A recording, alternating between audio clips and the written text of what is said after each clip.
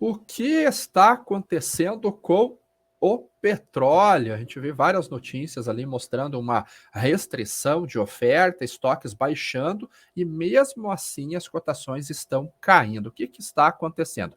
Esse é o tema do vídeo de hoje. Se você não me conhece, eu sou Adelar, eu sou um especialista em commodities e eu criei esse canal para levar informações desse mercado de uma maneira que você nunca viu. Se você não é inscrito, inscreva-se no canal e ative o sininho para receber a notificação sempre que eu postar um conteúdo novo. E o tema do vídeo de hoje, como eu mostrei aqui com o meu barrilzinho, mais uma vez é o petróleo. Estou gravando esse vídeo hoje, dia 7 de dezembro de 2022, e nós estamos indo para mais uma forte queda para a commodity nas bolsas internacionais. O problema é que há muitas notícias e muitos dados mostrando que tanto a produção quanto os estoques de petróleo não têm sido suficientes para atender a suposta demanda. Além disso, esta semana começou a valer o teto de preços para as negociações do petróleo russo, e o estipulado foi de $60 por barril. Será que esses $60 impacta realmente o fluxo de petróleo, o fluxo de capital para a Rússia? Nós vamos ver rapidamente no vídeo de hoje também. E a China está reabrindo, a gente teve ali algumas manifestações, as piores, na verdade, as maiores manifestações desde que o Xi Jinping assumiu o poder, e a China voltou a reabrir a sua economia essa semana, anunciando alguns afrouxamentos na região de Pequim, Xangai, Shenzhen, Guangzhou, algumas províncias também a oeste, mais ao interior do país.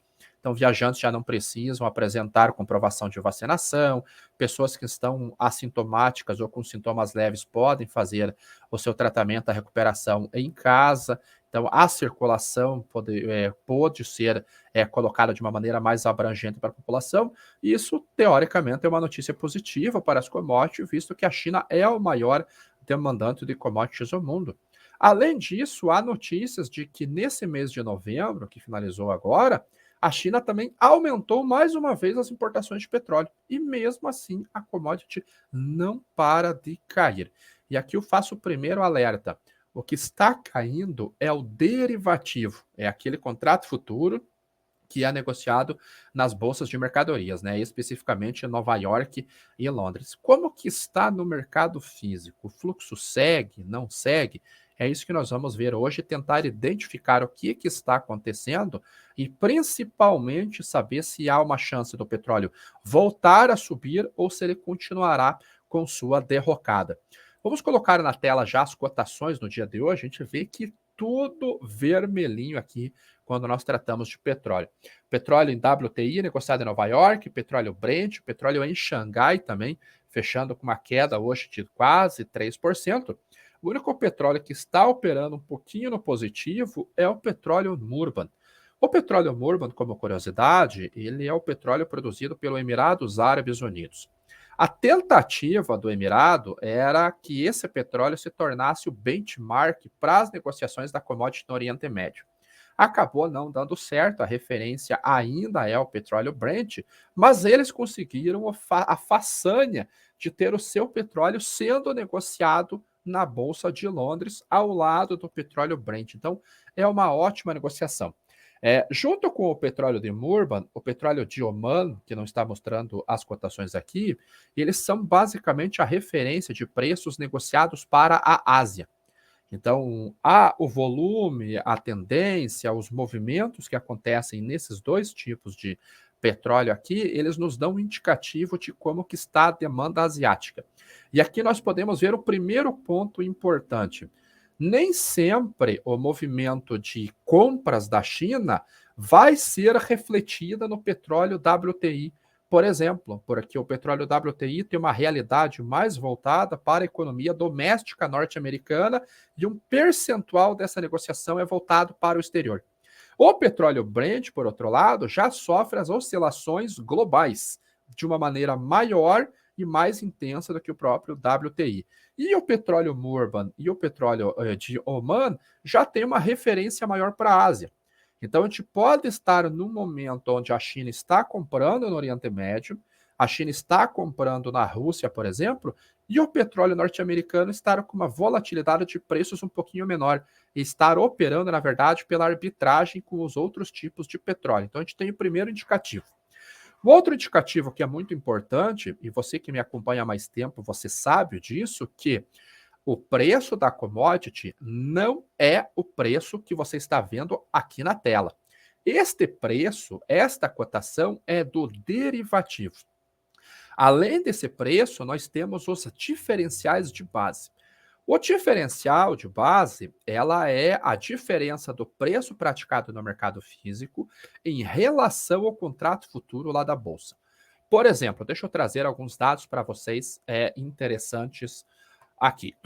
Só um segundinho. Diferenciais. Esses daqui, opa, não quero colocar aqui, são os diferenciais, opa, não quero colocar aqui, são os diferenciais do petróleo. Então, para cada praça, eu tenho um diferencial diferente. Por quê? Porque o petróleo do tipo Brent, a característica, a padronização daquele contrato é do petróleo negociado na plataforma Brent no Mar do Norte.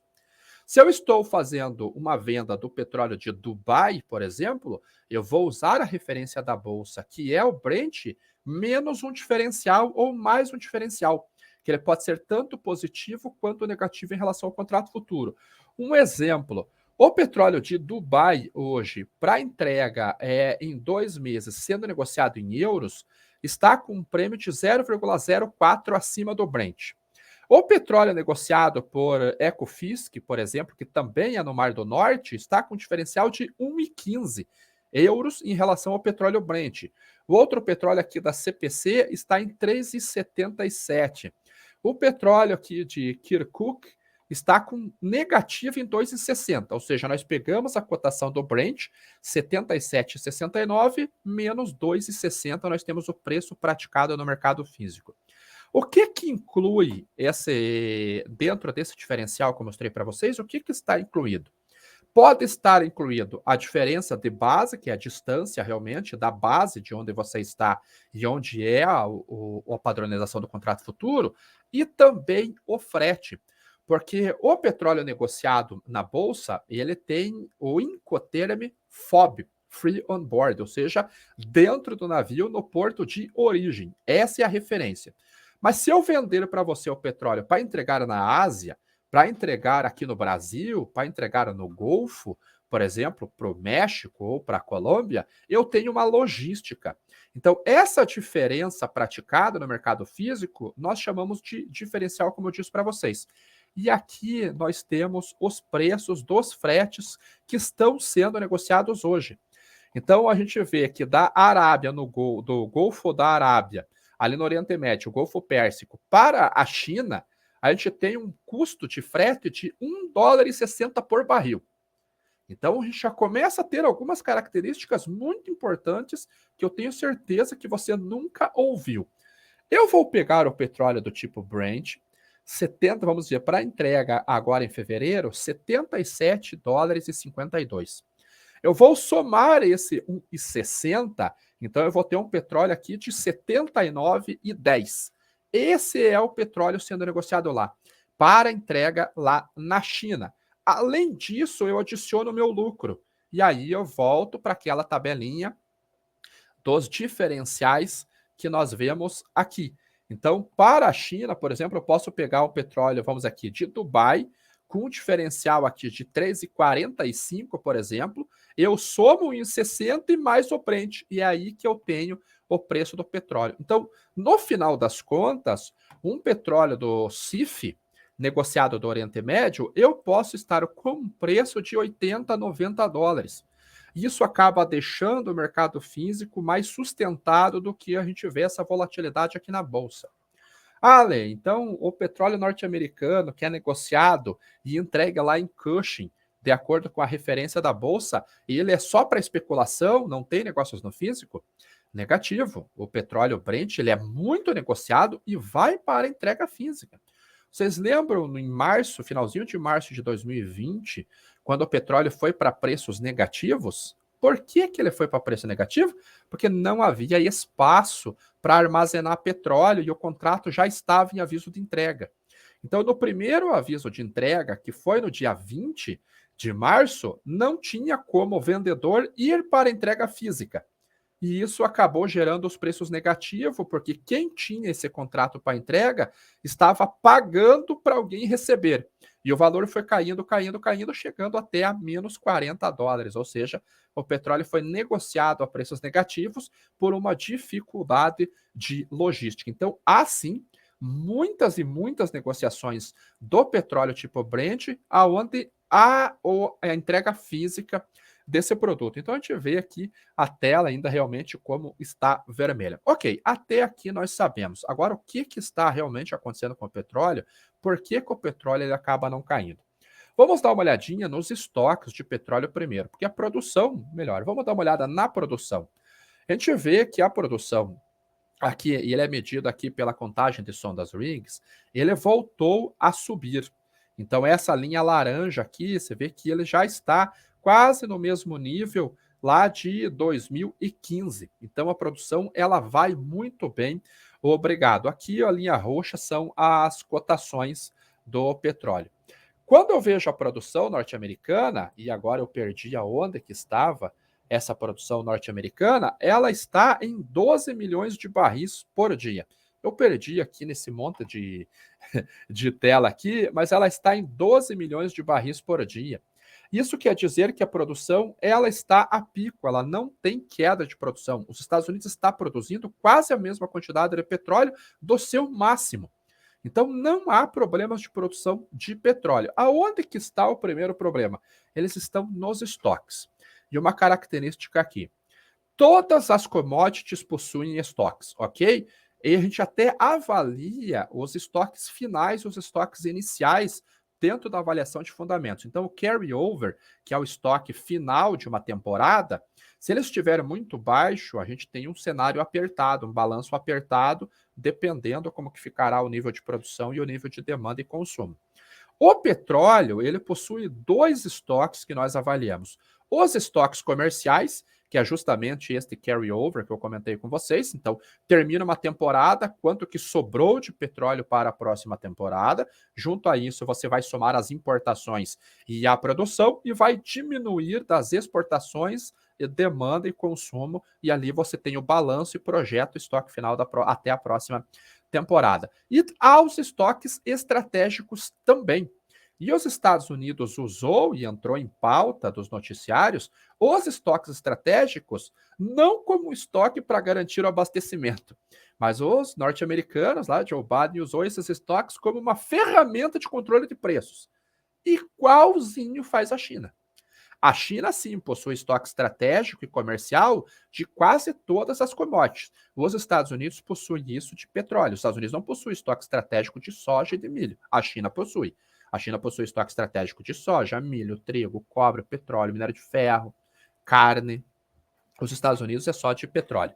Quando eu olho os estoques de petróleo, hoje saiu mais uma vez os dados, toda quarta-feira, saem os dados da Agência de Informação Energética dos Estados Unidos. E hoje o petróleo teve mais uma queda de 5,18 milhões de barris. Na semana passada, a queda foi de 12 milhões e meio de barris. O mercado esperava uma queda de 3,35 milhões. Eu já entro nesses outros dados aqui. Então, quando eu olho os estoques comerciais dos Estados Unidos, excluindo o SPR, que é o Strategic Petroleum Reserves, eu tenho 413 milhões de barris. Será que esse estoque ele é baixo em comparação com os outros anos? Vamos traçar uma linha, né? Vamos puxar o gráfico e ver qual que é o nível de petróleo. Olha, quando eu puxo essa linha aqui, ele não parece tão baixo, né? A gente está aqui no mesmo nível de fevereiro. Quando eu começo a trazer o dado histórico, tirando lá de 2015 em diante, e aqui foi quando começou a ter uma evolução do shale oil, né? Muitas boom towns surgiram nos Estados Unidos, o fracking entrou na pauta, começou uma revolta de ambientalistas pelo uso de excesso de água, contaminação de lençóis freáticos e tudo mais. Aqui que foi a virada de chave na produção, aqui que os Estados Unidos se tornou net exporters, exportadores net de petróleo. Mas olhando esses estoques hoje, comerciais de petróleo, a gente está num nível que estivemos no comecinho desse ano, em janeiro desse ano, e depois disso chegou a tocar nesse nível lá em 2018. E nós voltamos, com exceção de 2018, nós voltamos ao mesmo estoque de 2015. Então, comercialmente, esse estoque é ultra baixo, extremamente baixo. Só tivemos 2 vezes no ano o estoque mais baixo do que nós estamos tendo agora. A situação é que os estoques estratégicos, eles estão hoje em 387 milhões de barris. E aqui na Refinitiv, no Aecon, eu não vou conseguir mostrar para vocês o total, mas esse é o menor estoque desde 1982. Aqui ele vai travar em 2012.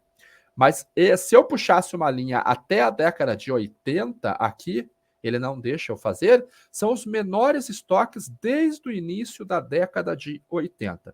Então, nós temos o primeiro ponto os estoques estratégicos de petróleo, eles estão realmente baixos. Se eu olho a capacidade de refino, porque se eu tenho petróleo, eu preciso refinar esse petróleo. Como que está a minha capacidade de refino? Trago dados de vocês de 2021, 2022 e um forecast para 2023.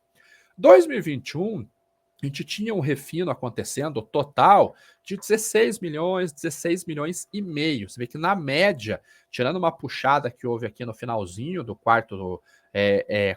no quarto bimestre, 17,69 milhões de barris por dia foi o refino norte-americano.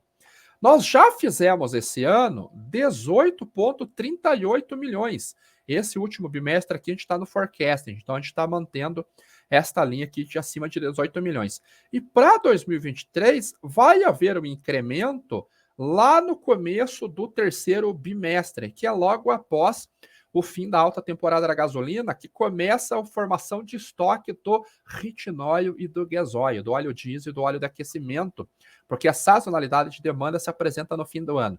A gente vai ver isso agora. E no último trimestre volta para 18,3 milhão de barris. Ou seja, a capacidade de refino dos Estados Unidos está trabalhando em seu máximo, Voltando aos estoques, o que eu tenho aqui? Isso daqui já foi, não interessa muito.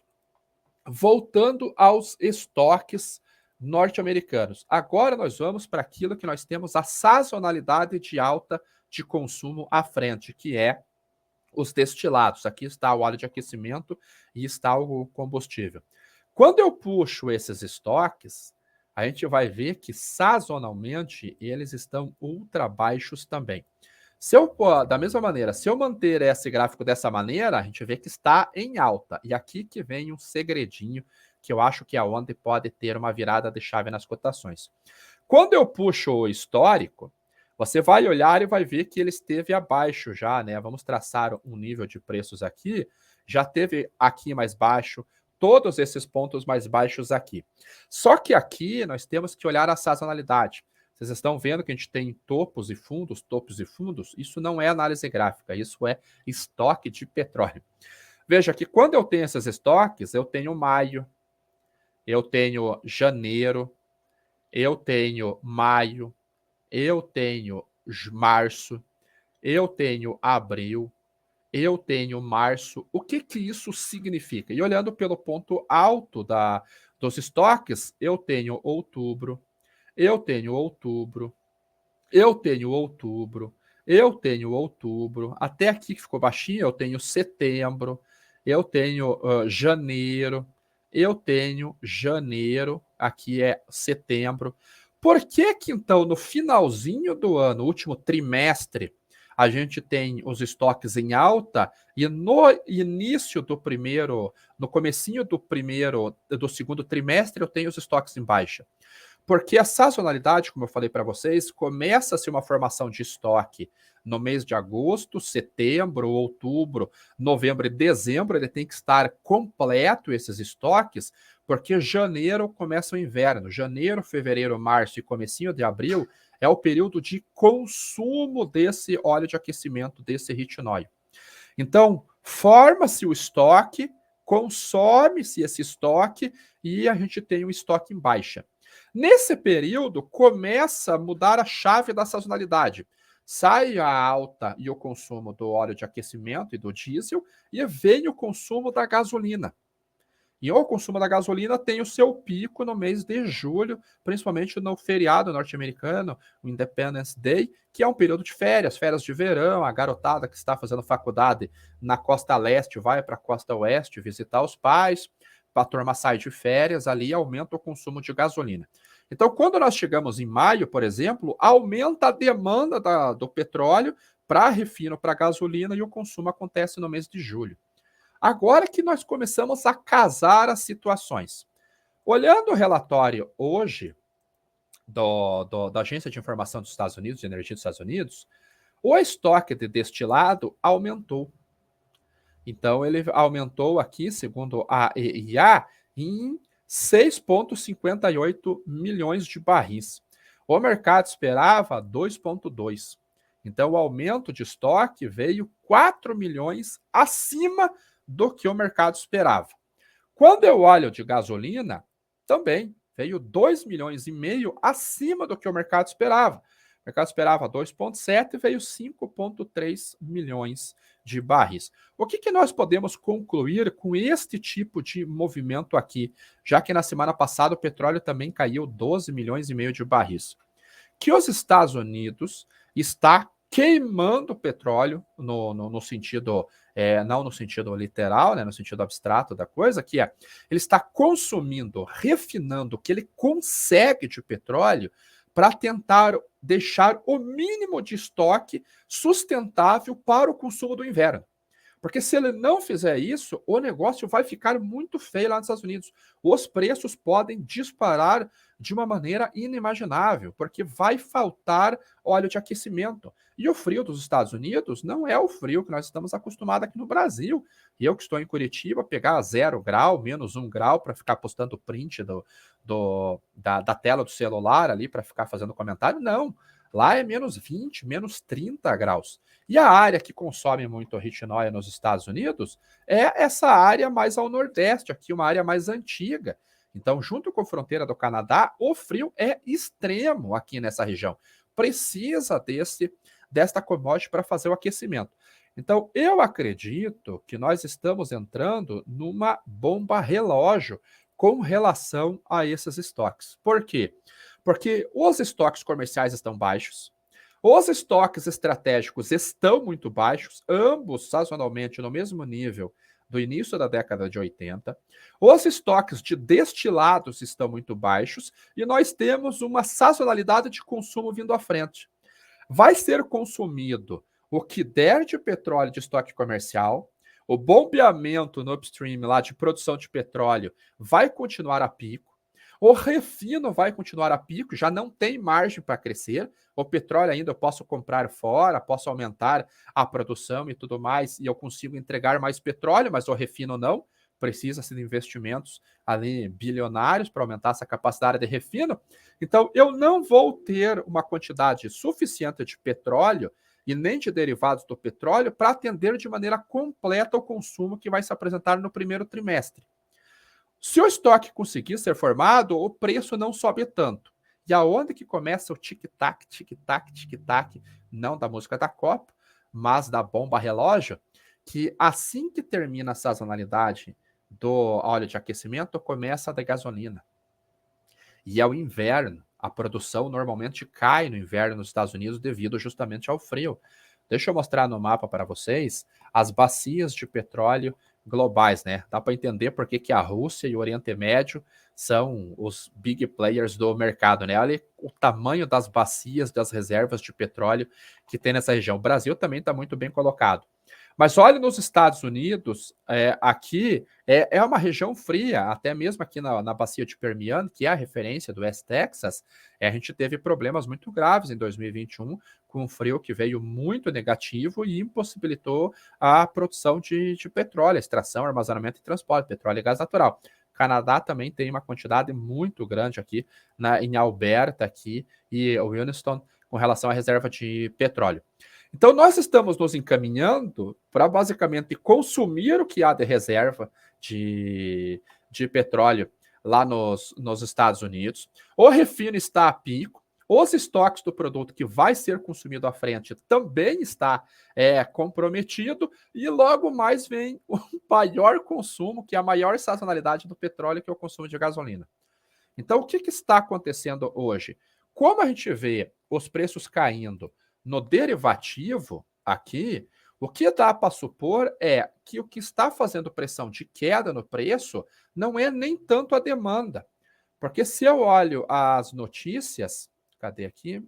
Notícias de petróleo, a China ela aumentou as importações de petróleo no mês passado. Perdi a notícia aqui também. No mês passado, ela teve um aumento de quase 10% nas compras de petróleo. Além disso, vai começar a haver problemas no fluxo da Rússia. O que eu vou mostrar para vocês aqui agora? Os navios tanker que estão circulando no mundo. É uma quantidade bem grande, né? Essa região aqui, que é da onde vem o petróleo dos Urais ali, é onde há um grande fluxo aqui, principalmente Porto de Novorossiysk, porto mais ao norte, lá no Báltico. Só que eu vou filtrar para os navios dos últimos 2 dias e vamos filtrar o tipo de navio. Não vamos deixar todas as embarcações.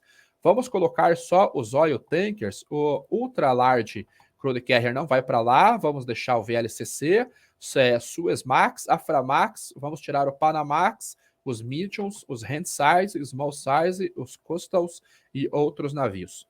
O que nós vamos ver aqui? Ele está carregando aqui ainda.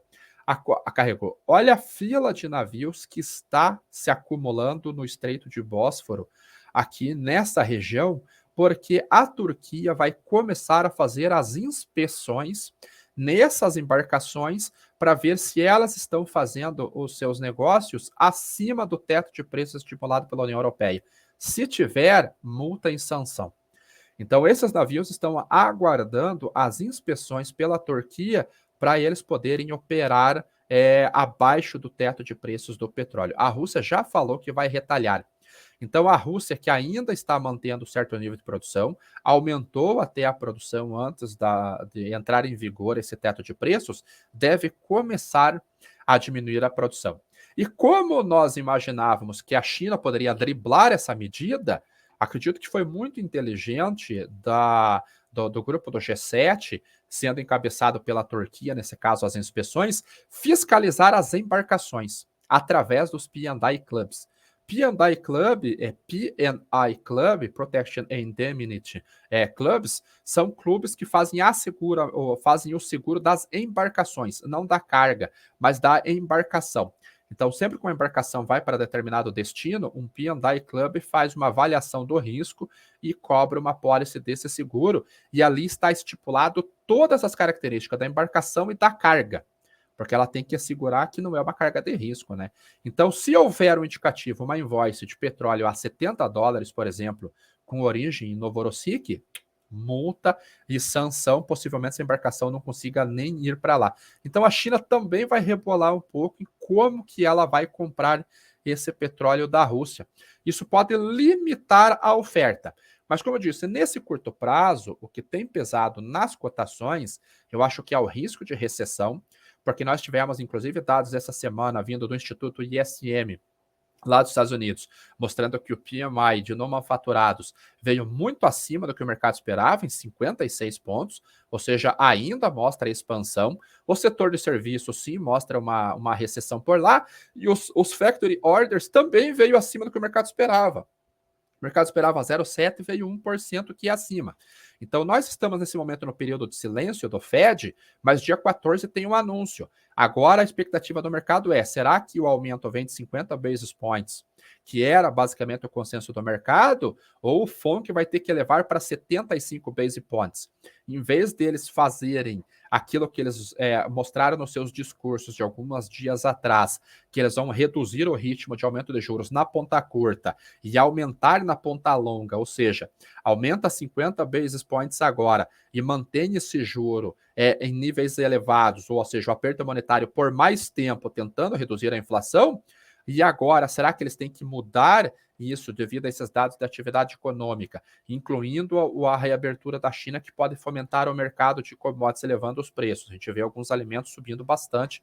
Aí a soja, por exemplo, já está em 14,70, milho a 6,50, trigo a 7,50, que são preços altos de alimentos.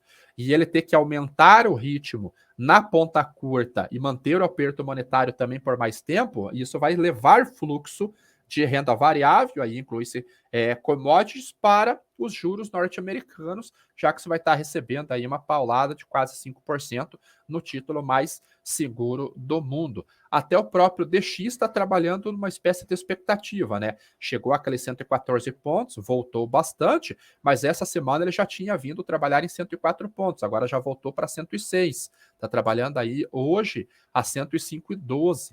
Então ele está trabalhando no compasso de espera sobre a decisão do Fed. Então eu acho que o que está pressionando hoje é justamente isso. Uma menor preocupação com relação aos estoques de retinóleo e gasóleo para o primeiro trimestre do próximo ano.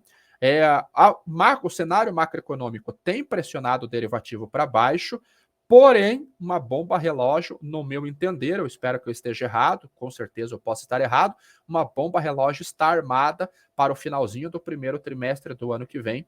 Eu acho que os preços podem voltar a subir, quem sabe o WTI voltando para 90, 95 dólares o barril, petróleo Brent voltando até próximo de 100 dólares, é uma possibilidade. Não estou dizendo que vai, mas é uma possibilidade, e no meu entender, é uma possibilidade real, concreta e muito viável, até percentualmente, é uma chance muito grande disso acontecer. Então, espero que você tenha gostado desse vídeo. Tentei trazer alguns dados técnicos para vocês. Aqui realmente, o último dado, eu sei que o vídeo está um pouquinho longo, o último dado para vocês, que é dois dados muito importantes que eu vou mostrar agora antes de terminar.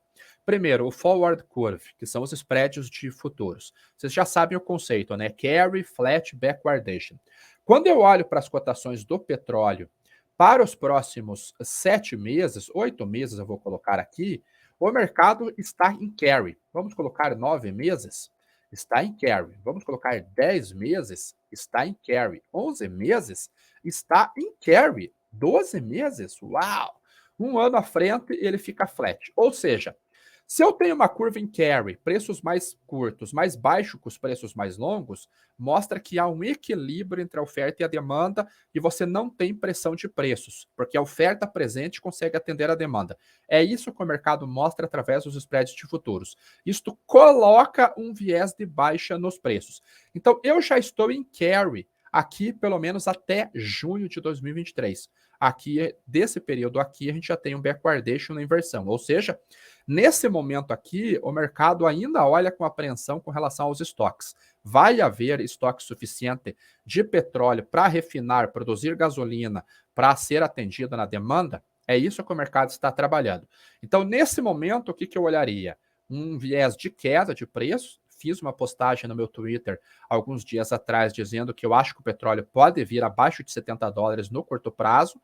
Eu monitoraria o formato desta curva de preço. Se os spreads voltarem a apresentar inversão backwardation, talvez seja o momento de se posicionar para alta de preços.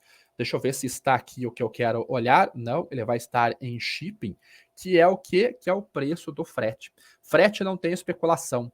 Então, quando nós olhamos os fretes internacionais, é realmente o fluxo real de commodity. Ninguém especula com frete. E nós vemos aqui o comparativo dos fretes. A linha verde, o FBX, o Freight Baltic Index, que é o indicador de containers. Você vê como ele caiu bastante. Até olhando um gráfico melhor dele aqui, a gente vê o movimento que ele fez no final do ano passado e como ele caiu agora. Esse gráfico azul aqui é o índice CRB de commodities, né, Refinitiv de commodities, e o laranja é o BDI, o Baltic Dry Index, que mede cargas secas a granel, minério de ferro, carvão, soja, milho, fertilizante, açúcar. Teve uma máxima lá no final de 2021, teve uma outra máxima aqui no meio de 2020 e ele caiu bastante agora. E o único frete que continuou subindo foi o de petróleo, e agora ele caiu. Então mostra realmente que a demanda nesse curto prazo está mais fraca. Eu acho que a gente vai ver esse preço, essas cotações aqui, esse indicador voltando a subir, justamente por uma corrida de navios para operar petróleos ali do Mar Negro, do Mar do Norte. Ok? Então espero que você tenha gostado do vídeo, tenha entendido o vídeo. Qualquer dúvida você comenta aqui. Peço que você curta, que você comente, porque assim o YouTube entende que o conteúdo produzido aqui tem alguma relevância. No mais, nos vemos no próximo vídeo.